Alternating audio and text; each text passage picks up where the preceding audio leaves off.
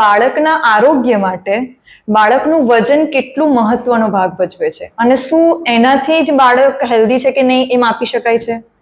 અચ્છા, એમાં એવું છે ને કે કોઈ પણ વજન હોય અબો 2.5 kg, 2.5 કિલોની ઉપર જે બી વજન હોય એ નોર્મલ જ કહેવાય. અચ્છા. પછી એ 3.5 કિલો બી નોર્મલ જ કહેવાય, 3 કિલો પણ નોર્મલ જ કહેવાય. 2.5 કિલોથી ઓછું હોય તો આપણે એને લો બર્થ વેટ બેબી કહીએ. બરાબર. 1.5 કિલોથી 2.5 કિલોની વચ્ચેની આપણે લો બર્થ વેટ બેબી કહીએ. બરાબર. 1.5 કિલોથી નીચે હોય તો એને very low birth weight babies કહેવાય. અને 1 કિલોથી નીચે હોય તો એને very very low birth weight baby કહેવાય. હવે છે એવું ને કે 2.5 કિલોની નીચે આપણે લો બર્થ બેબી કહીએ, પણ દરેક 2.5 કિલોથી ઓછા બચ્ચાને દાખલ કરવાની જરૂર પડતી નથી. જેમ કે કોઈ બચ્ચું 1 કિલો 900 ગ્રામનું છે પણ કોઈ તકલીફ નથી અને પૂરા મહિનાનું છે તો દાખલ કરવાની જરૂર નથી.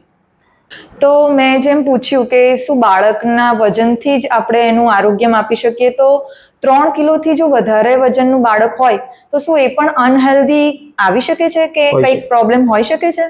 હોઈ શકે. ઘણીવાર કેવું થાય કે બચ્ચાનું વજન નોર્મલ છે પણ એને તકલીફ હોઈ શકે.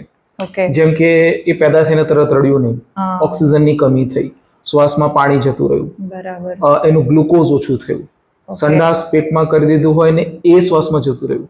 તો એવા કેસમાં ઘણીવાર એવું થાય કે બચ્ચાનું વજન 3 કિલો હોય, 3.5 કિલો હોય, છતાં પણ એને એડમિટની જરૂર પડે, આઈસીયુમાં રાખવું પડે. ઘણીવાર ઊંધું પણ થાય કે બચ્ચાનું વજન 1 કિલો 900 ગ્રામ છે, 2 કિલો છે, જેને એમ તો આપણે લો બર્થ વેટ બેબી વાળા કહીએ, પણ એને કોઈ તકલીફ ના હોય તો એને દાખલ કરવાની જરૂર ના પણ પડે. એટલે ખાલી વેટ થી આપણે એવું ના કહી શકીએ કે બચ્ચું હેલ્ધી છે કે નહીં, એને કોઈ તકલીફ છે કે નહીં એ પણ જરૂરી છે. એટલે વજન વાળો ક્રાઇટેરિયા ખાલી એના બનાવટ અને એ કેટલું મેચ્યોર છે કે પ્રી મેચ્યોર છે એ જાણવા પૂરતું જ છે. બાકી તકલીફ કોઈ પણ બચ્ચાને થઈ શકે છે. ઓકે.